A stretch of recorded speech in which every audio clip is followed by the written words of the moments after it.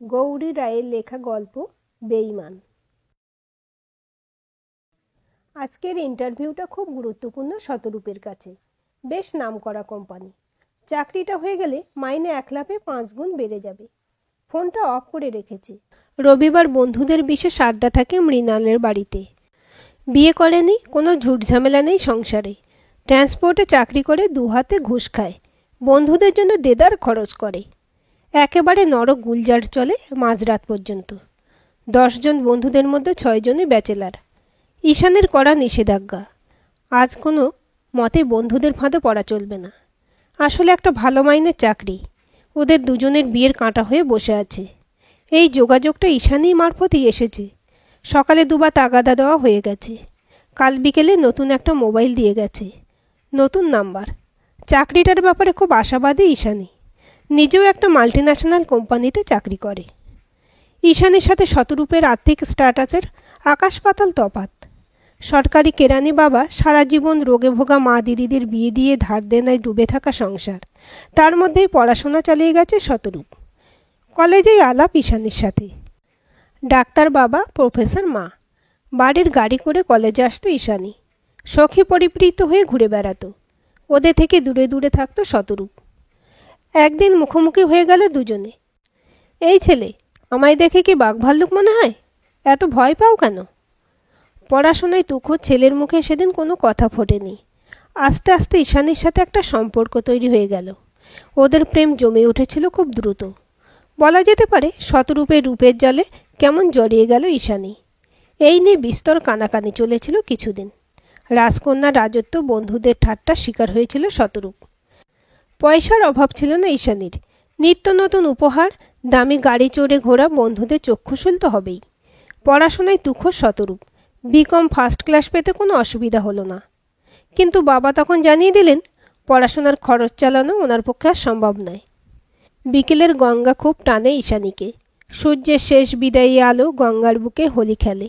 মুগ্ধ হয়ে যায়, প্রায় চলে আসে শতরূপকে নিয়ে। এই কি হয়েছে বলবে? কদিন ধরেই দেখছি মুখ কালো করে আছো। শতরূপের চুলগুলো এলোমেলো করে দিয়েছিল সেদিন। একটা চাকরি খুব দরকার, বাড়ির জন্য, আমার জন্য। তোমার কি মাথা খারাপ? এত ভালো রেজাল্ট করে কেউ পড়া ছেড়ে দেয়? আমার পরিবারের আর্থিক অবস্থা তোমার কাছে লুকোয়নি ঈশানী। পড়া চালাতে গেলে আমার চাকরি দরকার।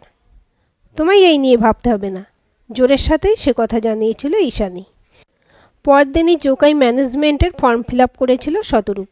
সব ব্যবস্থা খরচ একাই টেনেছিল ঈশানী। শুধু ওর জন্যই পড়া ছেড়ে চাকরিটা নিয়েছিল।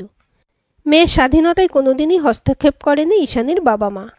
তবুও তারা মেয়ের পড়া ছেড়ে এই চাকরি নেবার সিদ্ধান্ত মেনে নিতে পারেননি।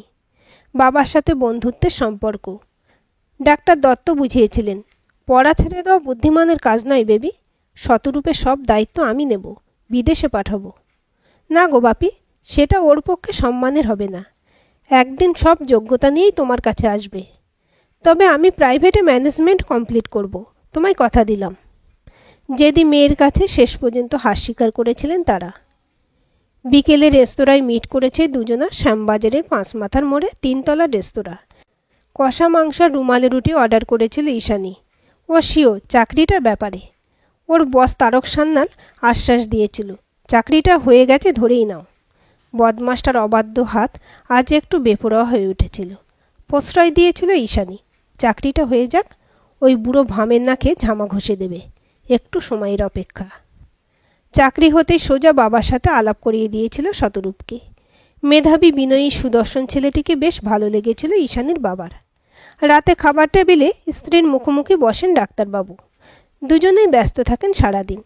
শুধু এই সময়টাই নিজেদের কথা বলার সুযোগ পান। স্ত্রীর মুখে একটা কালো ছায়া লক্ষ্য করেন ডাক্তার দত্ত। তুমি কিছু ভাবছ? 2 পরিবারের আর্থিক ভারসাম্যের অভাব ভাবাচ্ছে। ভবিষ্যতে মেয়েটা ঠকে না যায়। মানে? এই ধরনের ছেলেরা সুযোগ সন্ধানী হয়। যতটা ওর প্রাপ্য তার থেকে বেশি পেলে লোভী হয়ে ওঠে। সাইকোলজির অধ্যাপিকা মিসেস দত্ত ওনার চিন্তাধারা অন্য খাতে বয়। তাহলে মেয়ের ভবিষ্যৎ যেন নিরাপদ থাকে সে ব্যবস্থা আমাদের করতে হবে। বিয়েটা হয়ে গেল নির্বিঘ্নে। দেখতে দেখতে কেটে গেল বেশ কটা বছর। ওরা এখন আমেরিকায় সেটেলড। ছেলে আর্য আর মেয়ে রিমা। শতরূপ এখন কোম্পানির টপ এক্সিকিউটিভের একজন। ঈশানী বেশ কটা বছর চাকরি করার পর ছেলে মেয়ের ভবিষ্যতের কথা ভেবে চাকরিতে ইস্তফা দিয়েছিল।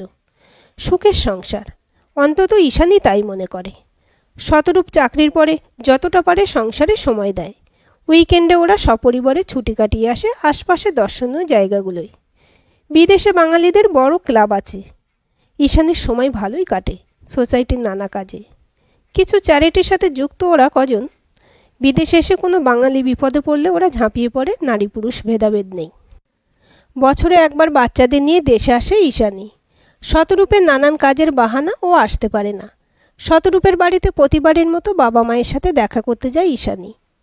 এই এক বছরে ওনাদের আর্থিক অবস্থার অনেক উন্নতি হয়েছে। ছেলে টাকা পাঠাচ্ছে। শতরূপের সাথে এই নিয়ে কখনো কোনো কথা হয়নি ঈশানীর। বাড়ি ভেঙে 3 তলা হচ্ছে। দেখে অবাক হলেও প্রকাশ করে না।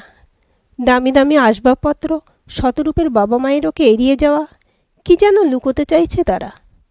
ঈশানীর চোখে খুব বিসদৃশ্য লাগে সব কিছু। কিছুই বলতে পারে না, শুধু অভিমানে পুড়তে থাকে। মাঝে মাঝে মনে হয় শতরূপ তাকে ঠকাচ্ছে। তাদের মধ্যে একটা ফাটল চওড়া হচ্ছে যেন। হাসি খুশি মেয়েটা কেমন মনমারা হয়ে ঘোরে। মেয়ের মুখে কালো ছায়া নজর করেন মিসেস দত্ত। মেয়ে নিজে থেকে কিছু বলবে না, সেটা ভালো করেই জানেন তিনি। কলেজ থেকে ফিরে মেয়ের ঘরে ঢোকেন মিসেস দত্ত। কিছু বলবে মা? ঈশান একটু অবাক হয়।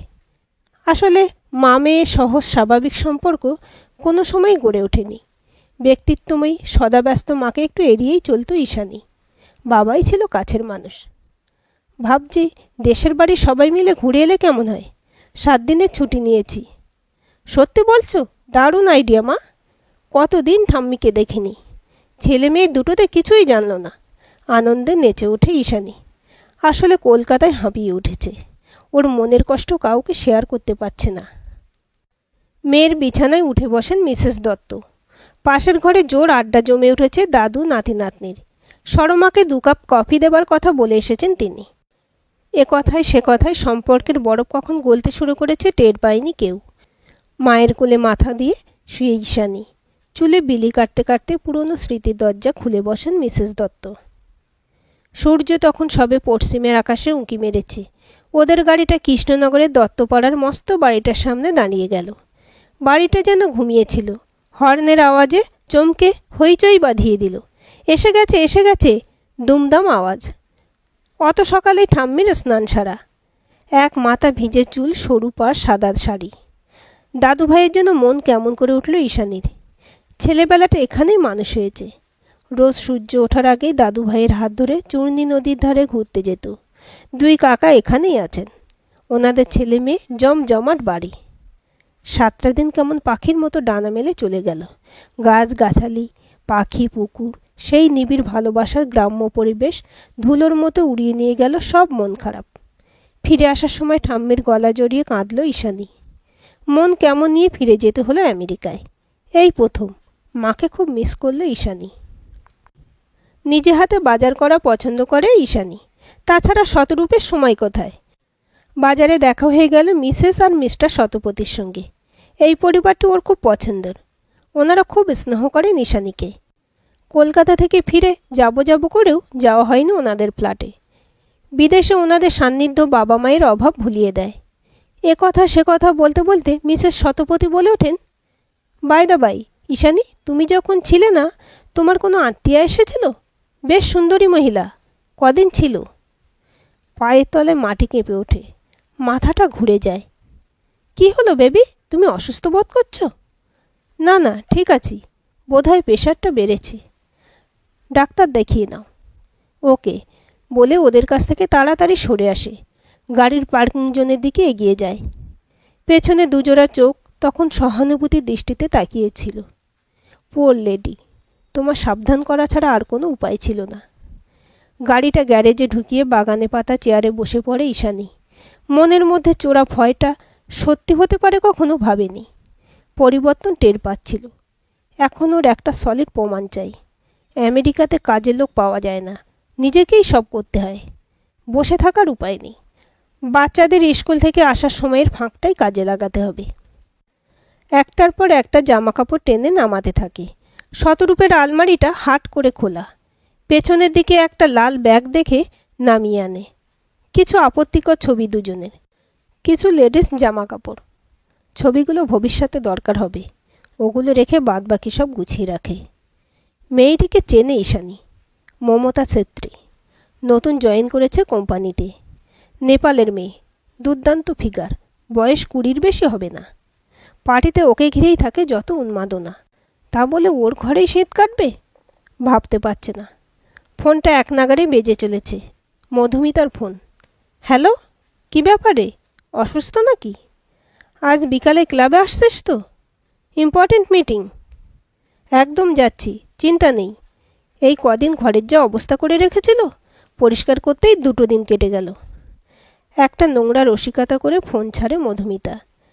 মাথাটা ভার হয়ে আছে। একটা পেন কিলার খেয়ে 1 কাপ কফি নিয়ে বসে। একটু শুতে পারলে ভালো হতো। সময় নেই একদম, ব্যাংকে যাওয়া জরুরি। ব্যাংকে নিজের অ্যাকাউন্ট চেক করা দরকার। দিদিমা প্রচুর সম্পত্তি মারা যাবার আগে একমাত্র নাতনিকে দিয়ে গেছিলেন। সব আমেরিকান ব্যাংকে জমা আছে। এতদিন দুজনের নামেই ছিল। এবার অ্যাকাউন্ট থেকে সমস্ত টাকা তুলে কলকাতায় নিজের পার্সোনাল অ্যাকাউন্টে জমা করতে হবে। মাথা ঠান্ডা রাখা খুব দরকার। ব্যাংকে গিয়ে ঈশানী জানতে পারে খেপে খেপে প্রচুর টাকা তোলা হয়েছে। অঙ্কটা এখন অনেক পরিষ্কার। কলকাতায় সম্পত্তির ব্যাপারটা ধাঁধায় ফেলেছিল। এইভাবেই ওর টাকা সরিয়ে যাচ্ছে শতরূপ। একই বাড়ি ছাদের তলায় বাস করছে দুজনে। শতরূপ জানে না তার জন্য কি অপেক্ষা করে আছে। আরও কিছু প্রমাণ দরকার। ওর উঁচুতে ওঠা সিঁড়িটা টুকরো টুকরো করে ভেঙে দেবে ঈশানী। শতরূপ অফিসের ইম্পর্টেন্ট ফাইল বাড়িতে নিয়ে আসে মাঝে মধ্যেই। গোপন লকারে নিরাপদে থাকে সেগুলো। লকারের একটা ডুপ্লিকেট চাবি করিয়ে নিয়েছে ঈশানী। শতরূপের অবর্তমানে শক্তিশালী ক্যামেরা দিয়ে সব ছবি তুলে রাখছে সে। প্রতিপক্ষ কোম্পানির কাছে চলে যাচ্ছে গুরুত্বপূর্ণ নথি। কোম্পানির প্রোডাক্ট বাজারে আসার আগেই অন্য কোম্পানি সেই প্রোডাক্টের ডুপ্লিকেট নিয়ে চলে আসছে বাজারে। কোটি কোটি ডলার ক্ষতি হচ্ছে। শতরূপকে শোকজ করেছে কোম্পানি। একবার বদনাম হয়ে গেলে অন্য কোম্পানিতে চাকরি পাওয়া যায় না। এদিকে কলকাতা থেকে টাকার জন্য তাগাদা আসছে। ব্যাংকে গিয়ে টের পায় তাদের জয়েন্ট অ্যাকাউন্ট ফাঁকা। পাগলের মতো ছুটে আসে ঈশানীর কাছে। বাড়িতে কোথাও নেই ঈশানী। টেবিলে একটা মোটা খাম দেখে খুলে ফেলে। ঝরঝর করে ঝরে পড়ে ও আর মমতা ছেত্রীর ফটোগুলো। একটা চিঠি। তোমাকে ঘৃণা করি এখন। তবু একদিন ভালোবেসেছিলাম বলে আমেরিকার আদালতে ডিভোর্সের মামলা করলাম না। বিশাল অঙ্কের খোরপোশ দেবার ক্ষমতা তোমার হবে না। এটা কলকাতার জন্য তুলে রাখলাম। আজকের এই গল্পটি আপনাদের কেমন লাগলো কমেন্ট করে জানাবেন। ভালো লাগলে অবশ্যই একটা লাইক দেবেন আর চ্যানেলটি সাবস্ক্রাইব করে সাথে থাকবেন।